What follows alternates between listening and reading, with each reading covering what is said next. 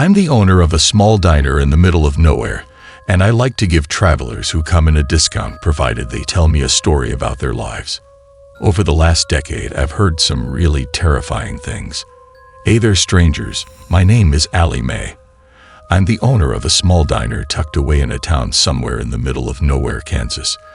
The diner doesn't really get much action aside from townsfolk and the occasional out-of-towner passing through and looking for a hot meal.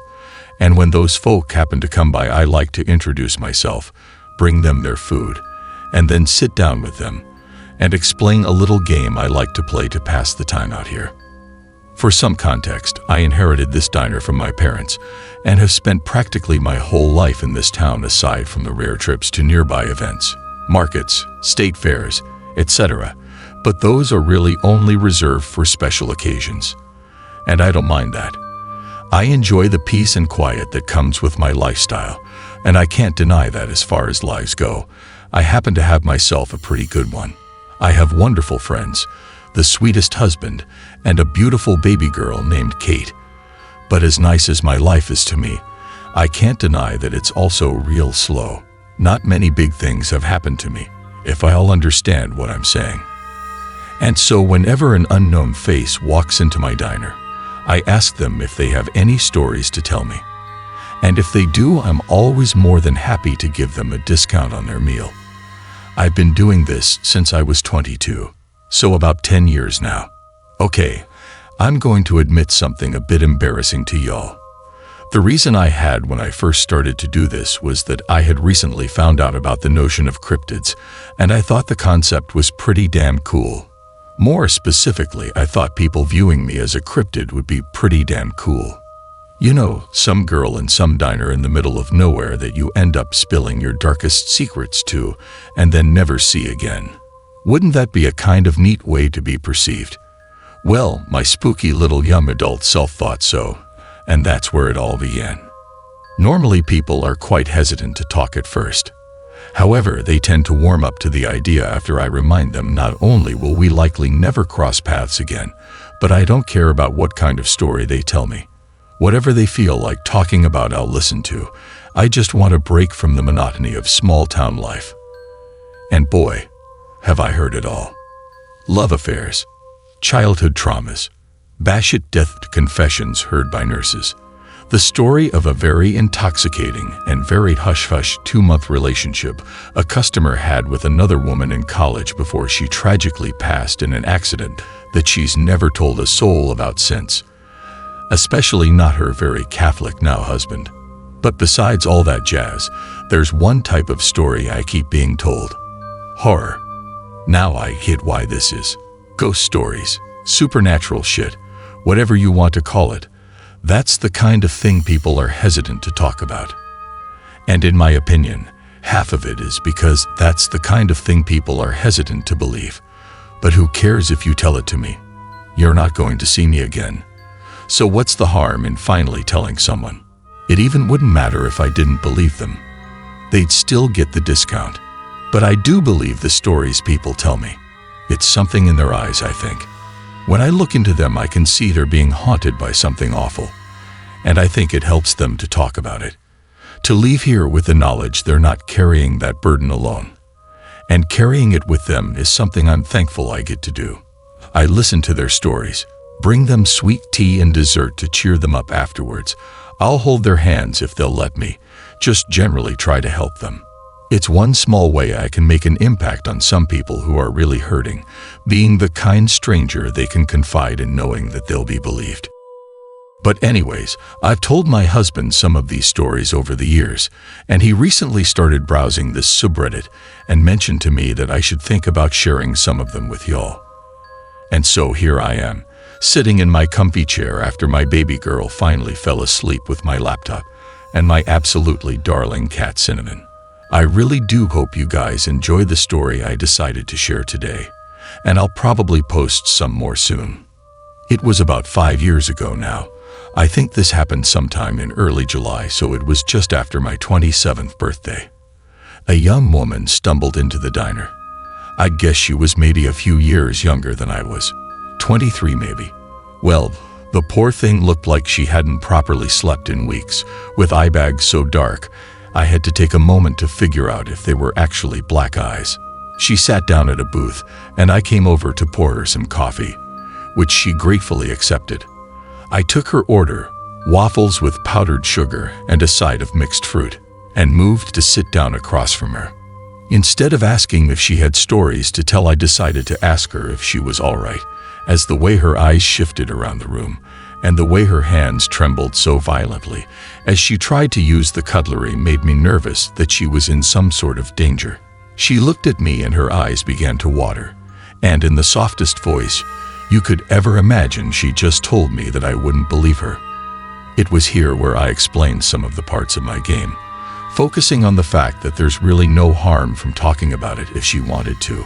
Our paths would probably never cross again. I remember the way she looked down at the table as her hands moved to scratch quite violently at the skin on her arms, which were just covered in long red marks already. My heart absolutely ached at the sight, but I decided not to say anything for the time being, though it took everything in me not to reach over and take her hands away and hold them myself. Finally, she sighed and met my gaze as she nodded ever so slightly at me. She told me she had a stalker, and not one she thought was human. The first time she saw him was a few months prior, when she was walking to her dorm alone one night back when she lived right by the Appalachian Mountains. She had gone out with some friends and didn't realize how late it had gotten, and by the time she had started to make her way home, it was nearly 2 in the morning. The fastest way to get home meant she had to use a small path that cut through the woods, and she told me she was too worried about the big test she had to get home to study for to really think about the dangers of walking through there at night.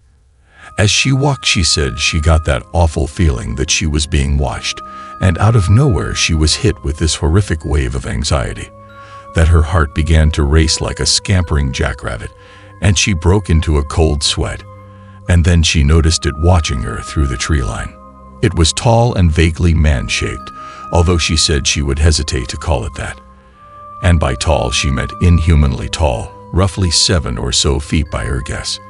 Its skin was as sickly pale, and its eyes were bloodshot, accompanied by an impossibly wide grin that revealed way too many horribly stained teeth. From what she could see, the thing was completely hairless and was dressed in camouflage-type clothing, the kind that hunters and the military wear. She said that she froze up when she saw it, staring at the thing in absolute horror, and it just stayed there, smiling at her. Eventually she snapped out of it and bolted, yet the thing made no move to follow her. All it did was turn to face her and continued to smile as she ran off. She told me that when she got back to her dorm, just got this sudden urge that she was going to be sick. And this was super weird, since the girl had only thrown up twice in her life. Once when she got a really bad case of the flu when she was 10, and once when she got a little too drunk at a party in high school. Yet she had spent the next 10 minutes throwing up everything in her stomach, and the next 20 dry heaving over the toilet. Her roommate had rushed in to find her covered in sweat and violently sobbing as she puked her guts out for no apparent reason. She had tried to tell her about the thing that she saw in the woods, but her roommate had told her that she was probably just sick with something and her mind was playing tricks on her. She said that night she had supposedly had these beyond horrible nightmares, and her roommate told her the next morning she had woken up screaming 4 separate times. That was her first encounter with the thing, but it certainly wasn't the last. At this point she had begun hyperventilating. Tears ran down her cheeks, and a strangled cry wrenched itself from her throat. I quickly ran over to the counter to get her some napkins and a glass of water, before I finally gave in and grasped her shaking hands and held them tightly. I had asked her if she wanted to stop, but she just shook her head, and so I held her hands and waited for her to continue with her story. She said she realized pretty quickly that whatever it was came with the night. At first she genuinely had just believed she had come down with some kind of awful virus, but when she woke up the next morning shaken and exhausted, but by all other means healthy, she was very confused, but didn't really know what else to do, then emailed her professor to explain her situation and sit on her couch and watch episodes of her favorite show while she apparently clung onto her roommate for dear life. That was until nightfall came around, and she saw the thing again. And this time it was watching her from her living room window. Instead of freezing up again, she just started to scream. And when her roommate rushed over to see what was wrong, she looked out the window and went pale as a ghost. She asked her roommate if she was seeing it too, and she just nodded before dragging her out of sight from the thing's view and calling the cops. Her symptoms immediately came back. The vomiting, the panic attack-like behavior, the sweating, all of it just like the night before.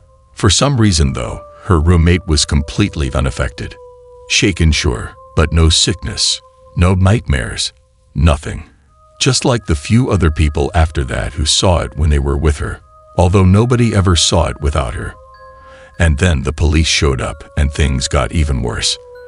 They couldn't brush her concerns off, even in the state she was in. Her perfectly healthy roommate had seen it too. And so they began to look into things, and what they found was absolutely nothing. The thing couldn't be seen on the security camera footage right beside where it had been standing. They couldn't find a record of any person matching its description in their databases. No matter how many times she called over the next 3 months, no matter the situation, no matter if there was another person there who insisted they saw it too, they couldn't find any evidence of it being there or any record of its existence. She went to a psychiatrist who determined she didn't seem to be suffering from any sort of psychotic disorder, and other doctors at the local hospital ran every test they possibly could to explain her symptoms. Head CT scans, MRIs, they all came back totally clean.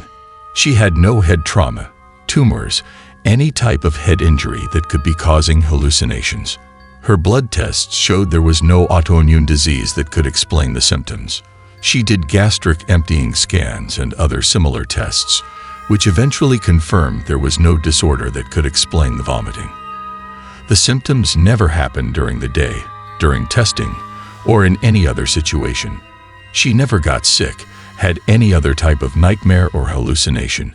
She just kept seeing whatever the hell that thing was and getting violently ill.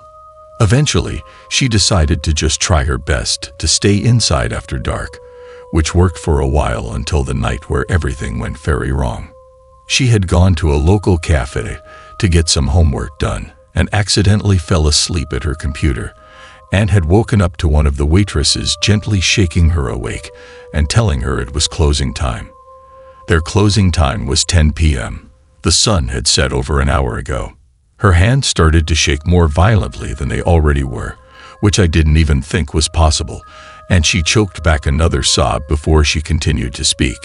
She dug through her backpack to find her pocket knife and tucked it into her jacket sleeve before she began to brave her way through the darkness back to her house. The cafe was only a 10-minute walk with the shortcut, 20 if she stayed on the streets. She considered her options for a moment, trying to figure out which was more dangerous. She eventually decided that while the streets would take longer, they were better lit and maybe still had some people out. It wasn't that late, but this wasn't exactly a college town either. There wasn't exactly a nightlife besides a 1 or 2 bars. Odds were that she could make the whole trip and run into less than a dozen people. She had made it 10 minutes before she got the feeling. She got on the path again. The unmistakable feeling of being washed coupled with cold sweats and horrible anxiety. She slipped her knife out of her jacket into her hand and held it out in front of her as her gaze shifted to the nearby alleyway. And there it was, tall and pale as death, with the same bloodshot eyes and smile with too many teeth, and that same damn camouflage outfit it always seemed to wear. Only this time it also held something else, a bouquet of wilted flowers. As the thing held them out to her, she turned and bolted down the street, all thought of defending herself from that thing long forgotten. This time, though, it dropped the flowers and took off after her. And this was the first time she realized just how fast it actually was. She told me she had always been a good runner. She did track in high school and even made the state finals. And this was without a doubt the fastest she had ever run in her life. But this thing somehow caught up to her in a matter of seconds. and then it reached out and grabbed her shoulder. At this, she took her hands away from mine and pulled down one of the sleeves of her yellow woolen cardigan, revealing her bare shoulder, and my breath caught in my throat. On her shoulder was a large scar resembling the shape of a hand. Palm on the shoulder itself, the outline of long fingers marking the top of her arm. My first thought was about the time I was 17 years old and saw a story about a woman who had acid thrown on her face on TV. It looked almost like that. But if a person with inhumanly long hands somehow managed to cover their own hand in acid without injuring themselves and gripped her shoulder as hard as they possibly could, or maybe like a third-degree burn in the shape of a hand, like if it was from a person who was made of pure fire. She sniffled softly, which pulled me out of my thoughts. In a whispered voice, she told me that the doctor said whatever burned her ate away the fat and a good portion of the muscle in that shoulder. She can barely lift that arm now. As the tears ran down her face, she talked about how the pain she felt in that moment was like nothing else she'd ever felt before. She couldn't even describe it. She remembered collapsing to the ground, screaming bloody murder. And right before she blacked out, she said she saw the thing lean over her, and with that horrible smile still on its face, it hissed out one word to her: soon. She woke up in the hospital 2 days later. Even after the wound healed, the pain never stopped and never got better. And that was it. That was the final straw for her. She withdrew from college, packed up her things, and moved states to live with her parents again. And for 1 week things seemed to be okay. She thought maybe it didn't follow her here. Until a bouquet of the same wilted flowers and an empty chocolate box stuffed to the brim with bloody human teeth and fingernails appeared on her parents' doorstep. It got closer after that, more and more cocky, until the night where it actually knocked on her window, banging on the glass with an almost maniacal frenzy until the police arrived. By that point, of course, there was nothing there. Not a trace. Since then, she's just been driving around the country. Her parents had been sending her money for food and motels. She figured that if it took a week to get from her old town to her parents' house and only seemed to come out at night, then maybe she could keep ahead of it if she just kept moving.